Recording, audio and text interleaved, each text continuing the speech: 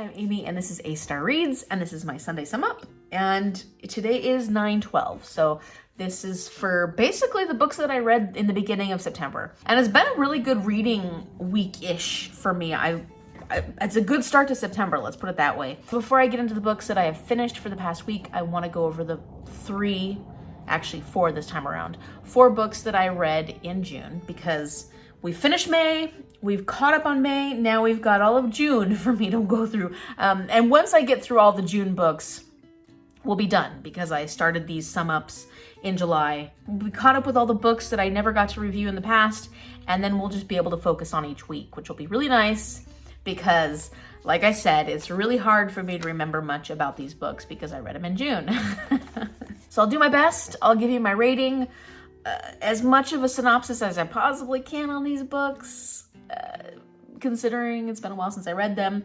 And then I will give you as much of a review as I possibly can. The first one was Still Life by Louise Penny. I wouldn't call it a cozy mystery, although maybe I would. Yeah, maybe I would. I guess it's kind of a cozy mystery because it takes place in this small town. It's not a thriller. It's one of those mysteries that is more about the character development and finding out about these people and what's going on in their life.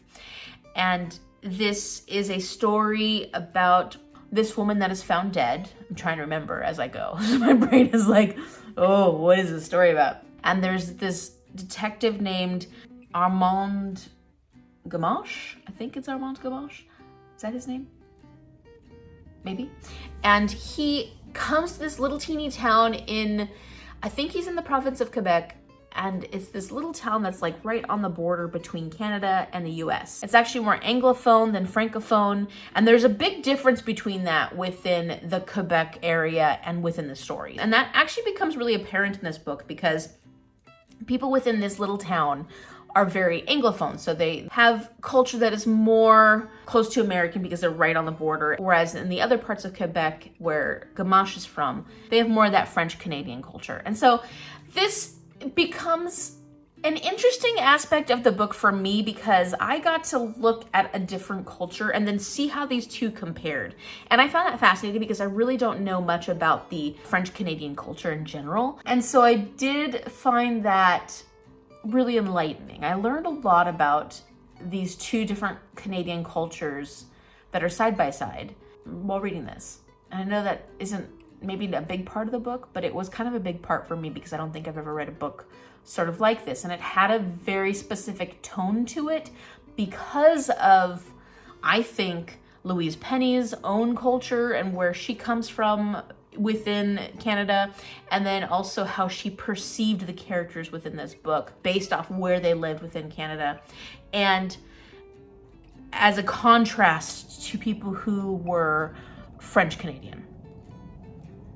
I'm going off on a tangent. Anyways, the story is about this woman who dies. Then Inspector Gamache comes and he's trying to figure out what's going on. And so in the process, you get to know this young couple that's really close to the woman. Actually, a lot of the different townspeople, and you're trying to figure out what exactly happened and why it happened. Of course, I mean, this is a mystery. So it's cut and dry in the sense that is what it is. It's not cut and dry in the sense that I felt like the ending or what the results were very muddled. There wasn't a nice clear-cut ending to this book, and I don't know how much I liked or disliked that. It was one of those books where I was reading it and the characters were different. I wasn't sure how much I liked most of the characters, but they were interesting. In hindsight, my perspective is that it was just kind of strange. The writing was really beautiful in sections. I did like the writing. I thought it was very lyrical in a lot of ways, especially for a mystery. It seemed almost like a literary fiction gone mystery or something along those lines. The humor, it was the humor I think that threw me off most of the time, the humor that a lot of these characters had. It just was so different than humor that I'm used to that I was like, that might have colored my review. Oh, by the way, my review was, I gave it a 3.5. Like, I liked it. It was good. I don't know how I feel overall. And I think I would be interested to pick up more Louise Penny and pick up more from this Inspector Gamache series, but I am not in a hurry to do it. The second book I finished in June is not going to be exciting to you at all, but I gotta tell you because I finished it. And that was Conscious Classroom Management by Rick Smith and Grace Dearborn. This is a book we had to read for our intro to teaching class. And I thought this was great. I gave it 5 stars. It's the kind of book that I'll keep in my personal library forever because it's going to be very useful for teaching. There's lots of little tips and things in here that I think are really important, and I liked the way that Rick Smith and Grace Dearborn came at teaching. I liked their feelings and beliefs on how you're supposed to teach. If you are a teacher or an aspiring teacher and you want something that is really easy to read and also gives a lot of great suggestions, then I do recommend Conscious Classroom Management. The third book that I want to talk about that I read in June is Pride, Prejudice, and Other Flavors by Sonali Dev. And this one was fantastic. I gave it a 4.5 stars. At this point, this is my favorite of the Jane Austen retellings that Sonali Dev does. And this is the very first one. So in this, we've got Trisha, who comes from the Rajay family, and she is a neurosurgeon. And her family is this really wealthy, well-to-do family. They're like royalty in India. I don't want to call her the black sheep of the family, but she has been a bit detached from the family for a while. She's got a personality that she holds on to things quite a bit, and she's disappointed her family because of some situations with her brother, who's an up-and-coming politician. So she is actually our Darcy character. Sonali Dev switched the characters, changed the female role into the Darcy, and the male role, who was DJ Kane, a chef, an up-and-coming chef, she made DJ Kane Elizabeth Bennet. And I loved that switch. I thought it was so clever. I liked DJ. He's a little much in the beginning because he's so angry at Trisha, and you're like, dude, you know, you're so judgy. But we look at his relationship with his sister, which is sort of similar to the relationship with Elizabeth Bennet and Jane. And he's very, very protective of his sister. And his sister's going through some really serious health issues. And he's just trying to take care of her and protect her. He gets mixed up with Trisha because, for one, Trisha's her doctor, her neurosurgeon. And two, he is friends with Trisha's cousin, Ashna. And Ashna hires him to come and cater Yesh, which is her aspiring political brother's political events or something like that. And so at this event where he first meets Trisha, their meeting is really not a good one. He's yelling at her, she's yelling at him. He doesn't realize who she is. He doesn't realize that she is a family member for the family he's been hired on to help. He doesn't realize that she's the doctor for his sister. She just looks down on him, you know, just as like Darcy does. She's like, oh, this chef, like he's nothing basically. She treats him like dirt and he's furious at her. So you get that initial tension, that anger, that frustration, but then it's kind of fun because you also get quite a bit of sexual tension. The story goes on from there. There are so many different side stories and things. You find out a lot about these different family members, and kind of like Pride and Prejudice, it's not just that main storyline. You have a lot of other little storylines that come in. There's a lot of trauma in this book and dealing with trauma. There's a lot of looking at race and culture and where you are in society, and that was a big element to this. So it was nice because it was a fun, cute romance, but it also was a lot more than that. All right, so the fourth book that I read in June was Life and Adventures of Santa Claus by L. Frank Baum, which was fantastic. I gave it 4 stars. It was so cute and whimsical. It's not a very long book. L. Frank Baum is the author of The Wizard of Oz, and I've actually never read The Wizard of Oz yet. I do want to read it, especially after reading this now, but I just loved his writing style. It was very fairy tale-esque. I like the way he portrayed Santa Claus and all the fairies and the elves and everything that was, I don't remember their elves, but all the little forest creatures were just charming, so charming. The innocence of these characters, the innocence of Santa Claus and what he represents, how he feels about children and what he wants to see come to the world and be offered to these children. I thought it was so beautiful.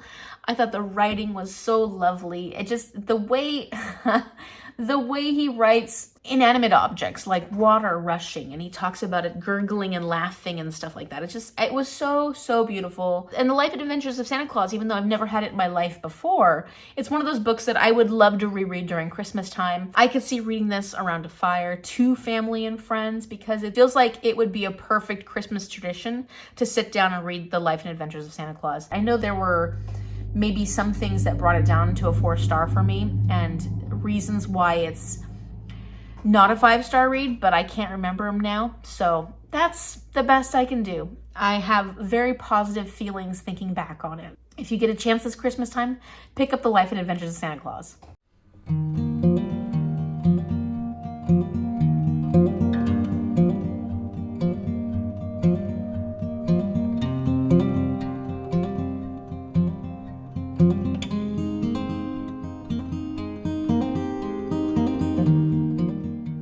Creeper. Are you creeping up on me? What are you doing? Denying it now that the camera's on, huh? All right, so it is September 5th, and I have finished my second book for the month, and that was The Lost City of Z by David Grann. This is my nonfiction book for my book club this month. I really enjoyed it. I'm gonna give it a 4.5 stars. I actually ended up listening to this on an audiobook, which I did enjoy a lot. The audiobook was good. If I were to read this again, I'd probably read it physically. Not saying anything wrong with the audiobook, but you know, you miss details sometimes with nonfiction when you're listening to it on audiobook. I recommend it if you're into adventure stories, especially real life adventure stories. I thought this was fascinating. It was interesting because I compared it to Erebus, which I read earlier this year, and Erebus I did enjoy, but I think I gave it like 3.75 stars. I like David Grann's writing a lot. I really enjoyed the way he talked about the characters, the research he did, how he patterned his story was very interesting. I know that one of the discussions we had about Erebus was that a lot of the other people in my book club didn't like that he talked about his own adventures within these stories, and David Grann does the same thing because he goes to the Amazon to try and follow the path of Fawcett, Percy Fawcett, who was this explorer who disappeared in the Amazon looking for the lost city of Z. I actually really enjoy that because I've always had this grand desire to follow in the footsteps of famous explorers or famous scientists. I have a dream to like one day follow the path of the Beagle. I just really love that idea of following in the footsteps of famous explorers now, hearing what their experience was like then, but then also seeing what the world is like at this point because things have changed so much. And so I actually like hearing the author's perspective and seeing their adventure alongside the discussion of the adventure they're trying to understand. And so that for me was a win. I feel like David Grann did really good research, and I think he also took into a lot of consideration the problematic elements of Percy Fawcett's time when these colonialist governments and countries were trying to explore the earth and convert indigenous people within these areas to more of a Christian viewpoint. I thought Percy Fawcett was an interesting character because although his opinions were definitely colored by the Victorian era that he lived in, he was a little more forward-thinking in the way he viewed indigenous people. And that's not saying he was perfect, because he absolutely wasn't, but I mean, he was exploring in the early 1900s. Coming from a colonialist country, coming from a Victorian viewpoint, we can't expect him to be this open-minded person. But I felt like, considering he was a lot more open-minded than a lot of people of his time. I really enjoyed learning about his passion for exploration and seeing how that passion can become like a disease. It can become a problem. It can become an addiction. If you like adventure stories that are nonfiction, I feel like this reads really well. I found it fascinating all the way through. I had a hard time putting it down. I'm going to be watching the movie soon. I did get it from the library, so I should pick that up soon, and I'm so excited about it because I heard the movie's really good too. So, ooh, now I'm throwing stuff. Aggressive. And one more thing, I wanted to introduce you to the newest pet in my house. I'm calling this a pet because it's a little Venus flytrap, and I just think he's so cute. I'm so excited about this. I was at Trader Joe's and I was like, I had a plant there that died. It was very sad. It died a very slow, painful death because it couldn't hold itself up, and so it just kept tipping over. I even like tried to prop it up and it still was like, let me find any spot where I can to fall down. And eventually it succumbed to its fate. And so it was time for a new plant that would go in that little spot. And so I got myself a little Venus flytrap. We've already fed it a couple of fruit flies because we got a whole bunch of fruit flies in the house right now. Annoying little buggers. And apparently you're only supposed to feed these like 4 times a year. I didn't realize that they ate so rarely. I know that they eat bugs because they need nitrogen, and that's where they get their nitrogen from, and probably some other nutrients that they get. You still have to water them and keep them watered fairly regularly.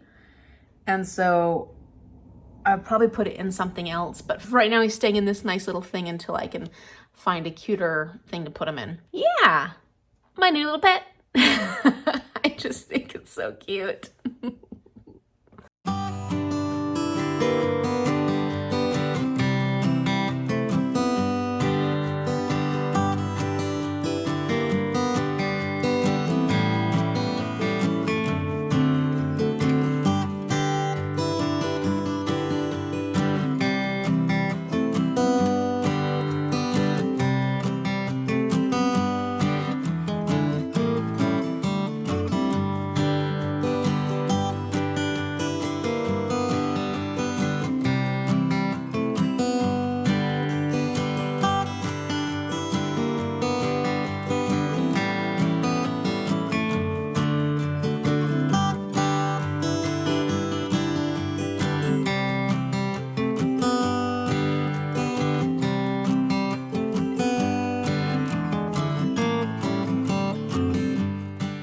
All right, so it is the 6th of September and I have finished my third book.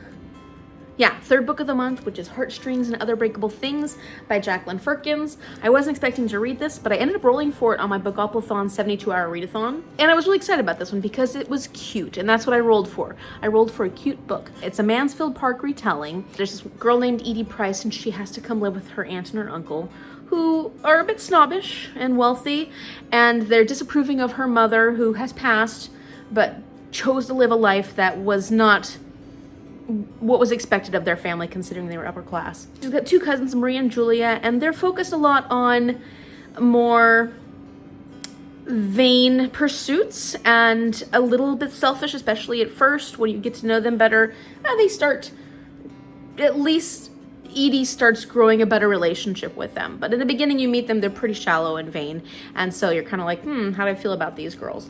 The younger one, Julia, is a little more sweet, and so you get to at least feel a little connection with her. When Edie comes back to Mansfield, Massachusetts, where she's staying now that she's living with her aunt and uncle, she runs into her neighbor, who was also her best friend growing up, and she had really strong feelings for him when she was little, and now when she sees him again, she realizes those feelings are still there, and she still really cares about him. But things get awkward when she finds out he has a girlfriend, and her name is Claire.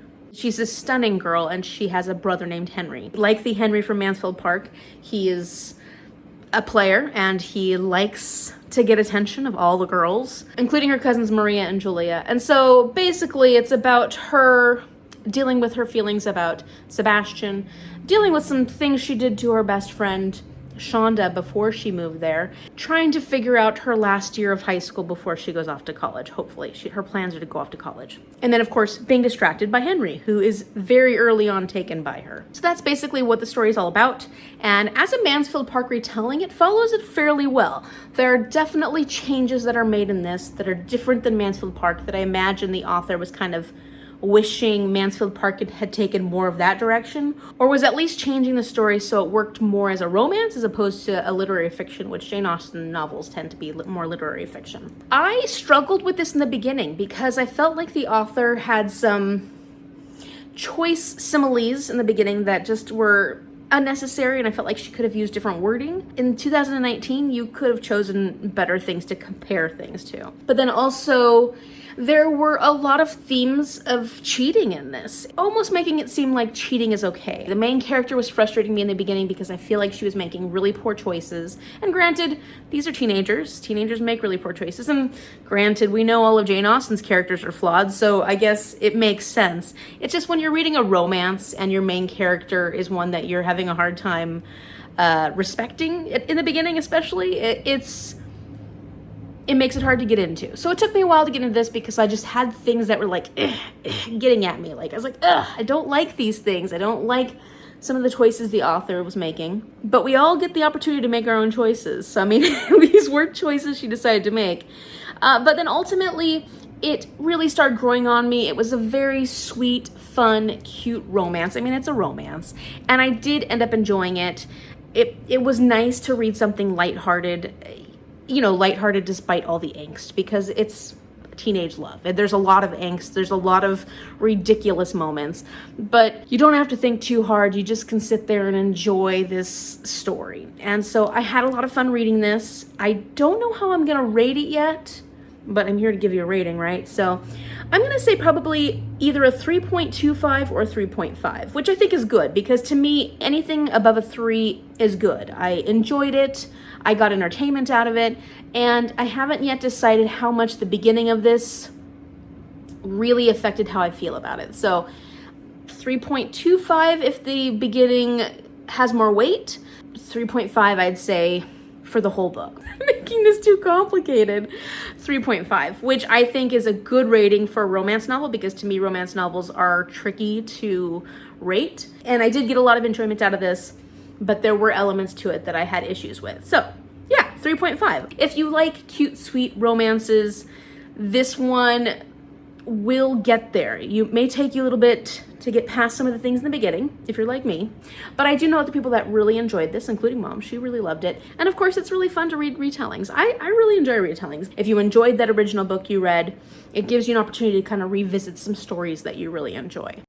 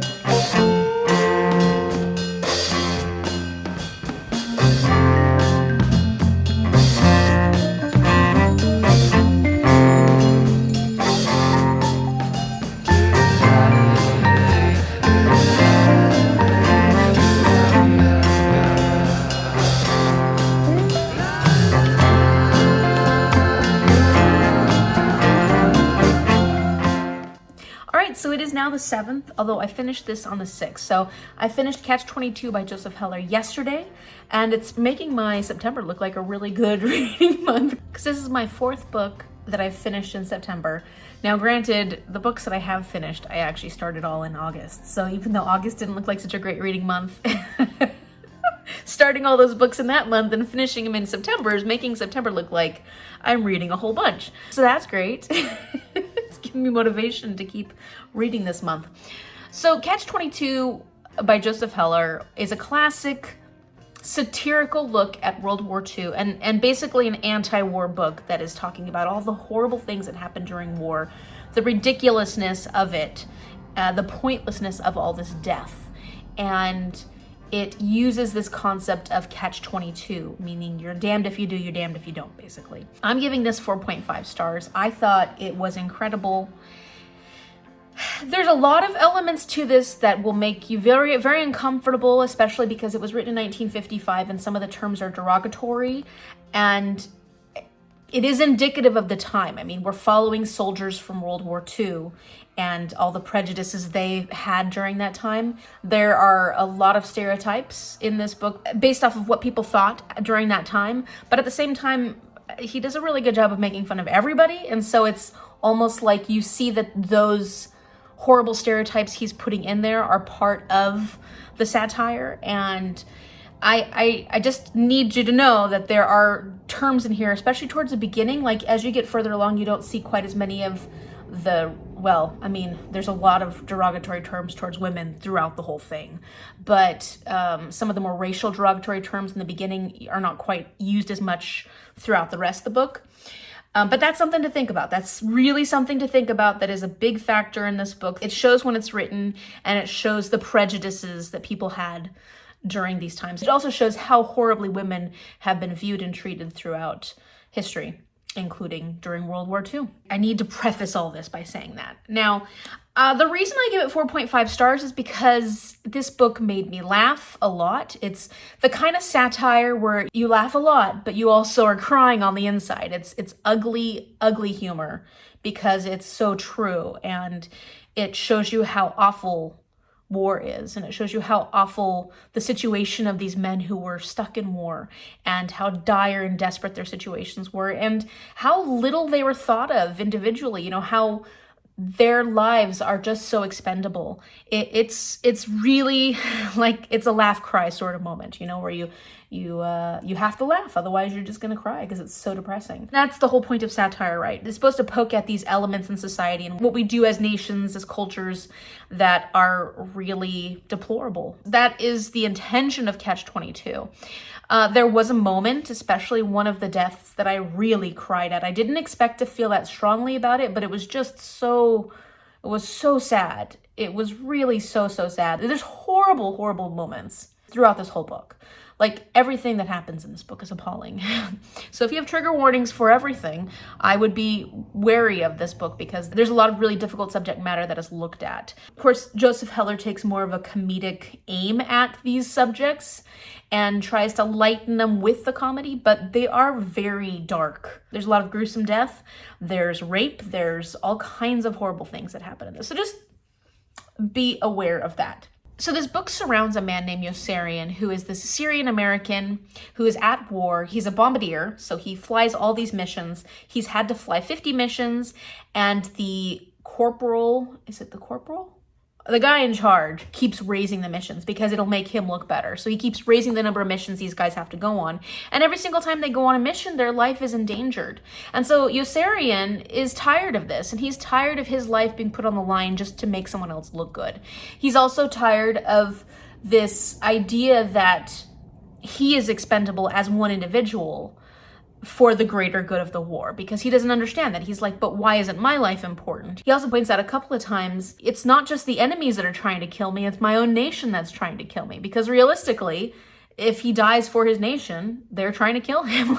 And so he has all these thoughts that show the fruitlessness of this war, especially, and war in general, and the level of death, and how little individual human beings rate in this war, and how expendable lives are. Because, you know, you're considered a hero if you die for your country, but the fact that maybe we should save you as a person doesn't really factor in quite as much as being that hero after you've died. Within this group of bombardiers, you're following a different person surrounding Yossarian. So you're following his friends, you're following the generals, the captains, different people, the chaplain. You're getting different perspectives in the same story that make this broader story. So there's a lot of repetition in this book, and if that kind of thing would bother you, then, I mean, I think I've seen a lot of comments where the repetition just really drove people nuts. But I actually thought the repetition actually made the story richer. This book really surrounds this whole concept of Catch-22, and that is, you're crazy if you continue to fly all these missions, because the missions keep going up. So obviously you don't want to fly these missions because your chances of survival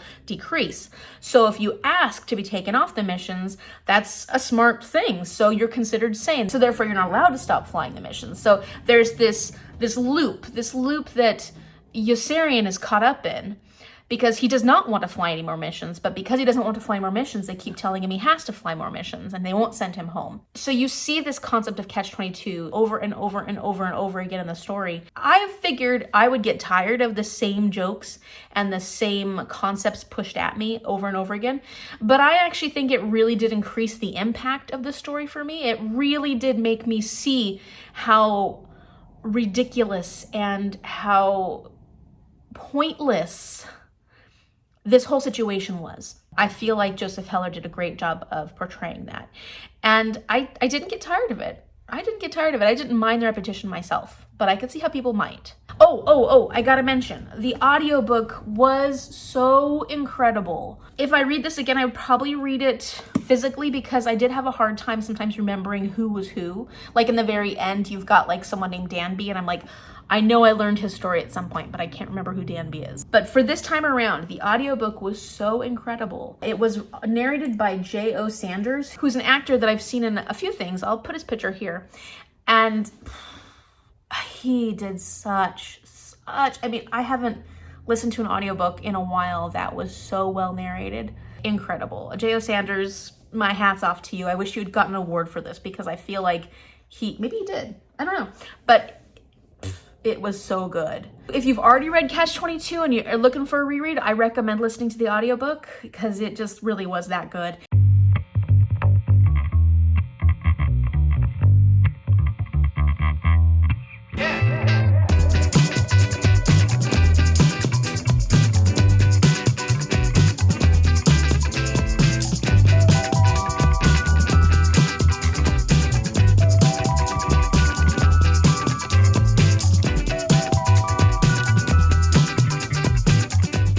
So I got Summer Boardwalk and Berry Waffle Cone previously over the summer, and Mom and I actually both really liked these. They have a very sweet smell, but they're really nice and like they smell up the house really well. So these were on sale. There was a big sale.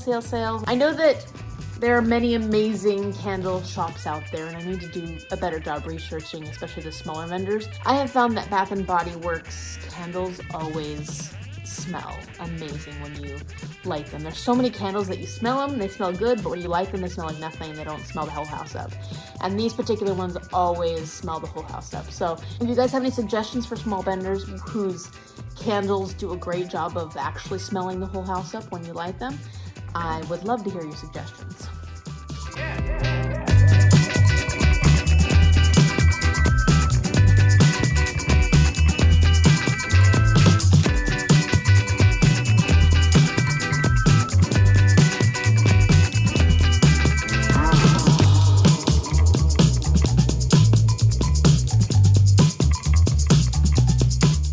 So I usually just get the candles and then the hand foam wash stuff from Bath & Body Works, but they're having like this special where if you spend a certain amount, $35 I think or something like that, you get this kit of autumn stuff that's like $75 worth of product for like $30. So I was like, well, it included a 3-wick candle, and these 3-wick candles are expensive anyways, and I love this leaf smell, so I was like, well, with this and with the other little candle that it came with, that's already kind of worth the price.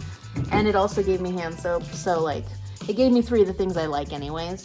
And then it comes with an room air freshener, which you can't go wrong with those, and then one of these things, which I'm not always crazy about these little things, but basically it's free at this point. So that was my Bath & Body Works haul. I went a little crazy this time around, but I think for Labor Day, all the candles were 50% off or something like that. And these 3-wick candles are fairly expensive, but they last a long time. So I'm really happy with these. And I wanted to share it with you guys because it came in just as I was editing this Sunday Sum Up video. Good morning. It is September 9th. And last night on the 8th, I finished my 5th book for September. So far September's already going way better than August. Of course, this one was when I started back in July. Actually, I may have started it in August. It was supposed to be from my July TBR. That's Outlander by Diana Gabaldon. Whew. Big book. This is what I talked about when I was saying that I've been working on a lot of really big books lately. And this one is not only like over 600 pages, but it's got really big pages with a lot of words on it. So it took me a while. And I can't say it took me a while because I was having a hard time reading it, because I really did enjoy this. But it took me a while because I had so many other books to read, and I kept picking this and wanting to read it and then having to put it down again for whatever reason. But this one is very past due at the library. Okay. About a week past due. And so I feel terrible because right now I'm that person. And so I wanted to get it done. And so I really worked hard in the last couple of days to like power through this one. So ultimately, I would say that I'm going to give it a 4.25. I have been fighting between that number and a 4.5, but I think 4.25 really does feel right. Although I keep thinking 4.5. I don't know. Sometimes it's hard, like it's hard because you are left with a certain feeling about a book, but then of course you have to remember what happened in the beginning of the book. And it did take me a while to get into this, to really enjoy the characters, because I wasn't enjoying the characters as much as I wanted to. The main character, Claire, is a little more annoying for me. I don't know why. She's just... I don't always like the choices she makes, let's put it that way. it just took me a little while to get into this. But I'm noticing that's kind of a theme for me when it comes to starting books, is that especially longer books, it just takes me time to really get engrossed in the story, to find a connection with the characters, and this one's no different. I mean, 5-star books typically tend to be those books where from the very beginning I'm like in and I love it, but it could be me. It could be me. It just takes me a little longer. So this is an historical fiction, and it's mostly set in 1743, although it starts out in 1945. It's about this character named Claire, and she's married to Frank Randall, and they have just come back from World War II, and they're trying to reconnect in their relationship, their marriage. So they're going on a second honeymoon to the Highlands of Scotland because her husband is a historian. They want to spend time just exploring, but then also he wants to look up more of his genealogy. He has a like great uncle who was a English soldier, captain or something like that, and he's trying to find out more information about this guy Randall, which is their last name. I can't remember what his first name is. The great guy. So at one point during their stay in the Highlands, they go and they kind of sneakily watch over this pagan ritual that's happening at these stones, and these big stones called I can't remember it right now. There's a lot of names in here. It's a very important set of stones, but I can't remember it. They go and watch this ritual, and later on, Claire comes back during the daytime. She's an herbalist, so she's looking for specific herbs. She hears some noises, so she goes over to the stones and she reaches and touches one of the stones. Something happens, and she's like, whoa, and then she wakes up laying on the ground. Everything has changed. Everything is different. She hears shouting, she hears fighting. She thinks maybe she's in a movie set. People are wearing costumes, and she's like, what the heck is going on? And the reality is she's been transported to the 1700s. She gets captured by some Highland men, but that's after she comes into contact with Randall, the great of her current husband. And he is sadistic. He is a really sadistic character. And we're kind of seeing how he interacts with the Highlanders that she has been captured by and is coming to know through this story. And Claire meeting this Highlander named Jamie, and the romance that ensues, even though she still has a husband back in 1945, and all the complications based off that. So there's a lot that happens in this story. A lot. And this is the first of many books that are similarly large. So I was really interested in reading this series because, for one, I know so many people who love it. Like, it's one of those books where, let's say maybe 6 out of 10 of the people that I know that have read it have given it 5 stars. Then maybe 3 more out of those 10 have given it 4 stars. And then there's a very small handful that have given it 1 or 2 stars. There are definitely people that don't like this, and I can understand why. But I rated it higher because I really enjoyed it. Despite the fact that there are so many trigger warnings in this, that I have to warn you, there are very graphic moments. There's trigger warnings for so many different types of sexual abuse and all kinds of violence, death. There's trigger warnings for homophobia. There's trigger warnings for, I mean, basically you name it, it's probably in here. I mean, it's kind of like an Anne Rice novel, right? Very much how I felt about the Anne Rice novel, where I'm like, wow, what else could you put in here that's triggering? There's a lot of things. So I thought that there were moments of this that were so brutal, some of the most brutal scenes that I have ever read. And those were hard to take in. They were really hard to take in. But ultimately, I enjoyed the storyline. I really came to like the characters a lot. I find the history fascinating. Granted, it is very ugly at times, and I kind of feel like it's pretty true to the time, though. I think that we read a lot of books like this set in this time period where all the atrocities are sort of tamped down a little bit. And I feel like Diana decided, I'm going to give you what I think it really was like during that time. And she did not try to sugarcoat things, but it still ended up being a book that I enjoyed. It ended up being a book where I felt really strongly about characters. It ends up being a book where you do see some of the really beautiful sides of people coming together. There was a certain scene in this where I just was so touched by the kindness, and it's surprising at that point that you see kindness in people, because I feel like everybody feels so awful at certain times, or at least so deceptive, and you think that just there's nobody you can trust. But then you see some people that come into the story that are very kind and very caring. You can't help but cry because you're like, finally, someone's coming to help, coming to save the day. And oh, I ultimately really enjoyed the story. I can't wait to continue on the series. I just don't know when that's going to happen. And I can see why people love it so much. I watched a little short video clip where Diana Gabaldon kind of said, this is how I write. And you were seeing her process of writing and how she pulls in adjectives and how she forms a sentence really quickly, really rapidly. And I found it fascinating. And I think that made me even more interested in reading the book because I was like, And so I was interested to learn more. And I can see that she is a really talented writer. All right, so those are all the books that I read in the past week. I had a really good reading week, and I'm hoping that the trend continues. But let me tell you quickly what I'm currently working on. First, I'm reading The Mysteries of Udolpho by Anne Radcliffe. I'm actually making progress at this point. I'm on page 140, and I have made it a goal to read 26 pages a day because I'm buddy reading this with Sandy and Beth Ann. I don't know how far Beth Ann is, but Sandy's already almost finished with this book, so I gotta catch up. I'm enjoying this one. It's not a quick read though, and it's very descriptive. It's very much a Gothic novel. So if you are not into that, I do have to warn you. I know someone who hated it, Shell. It's the kind of book I would enjoy because I love that descriptive style writing, and I'm a really big fan of Gothic novels, I'm realizing, but this might not be for everyone. And the rating on Goodreads is like 3.25, so obviously it didn't work for everyone.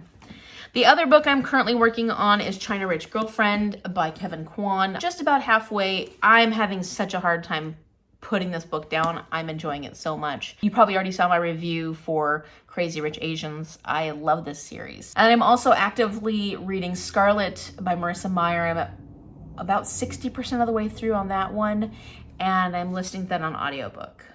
And then I think at the moment, that's all I'm really actively reading. So let me know what you're reading this week or what you read. Is there anything that you absolutely loved, that you didn't love? I'd be curious to hear what your reading experience has been. If you like this video, give it a thumbs up and subscribe so you can see what happens in my next Sunday Sum Up. Thank you so much for watching. I will see you later.